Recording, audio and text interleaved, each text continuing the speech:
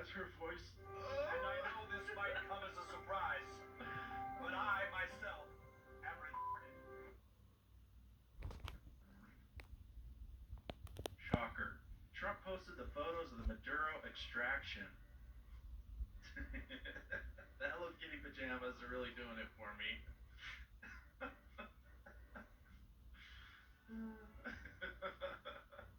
I want you to give me one example of socialism you think working well somewhere. A good example of socialism working well somewhere, this is a really, really cool question.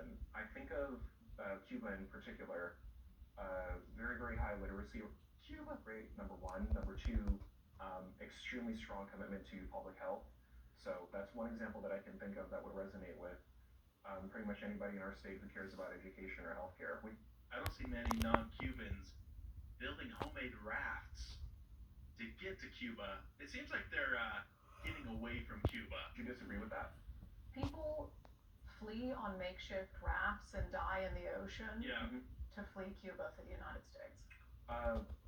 Yeah, and I think that is something that absolutely we have to be sensitive to, but you asked me about institutions that are working really, really well. I asked you about places socialism is working, and you chose a country that people will risk their lives to flee from to this country. There's a reason for that, Sean. There was a revolution in Cuba, that is correct. They still do it to this day. Right. They show up on the beaches of Miami. Right. Because they would rather be here and would risk their lives in shark-infested water to flee the country that you just gave me an example of. And if the situation were reversed, the injuries and the ailments that they sustain as a result of migrating to a place where they believe that they're going to be better off, I believe that they can be treated in a much better way than American healthcare facilities are currently able to treat people. So that's one example that I can think of socialism working very well in public health and in education. This is called cognitive dissonance. When you let Somalians work at Cracker Barrel. We are here at the Cracker Barrel, and I parked in this spot that my wife didn't want me to park in.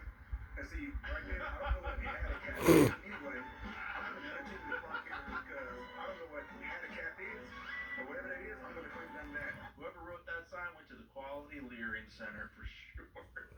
89% Minnesota is by us Somalians.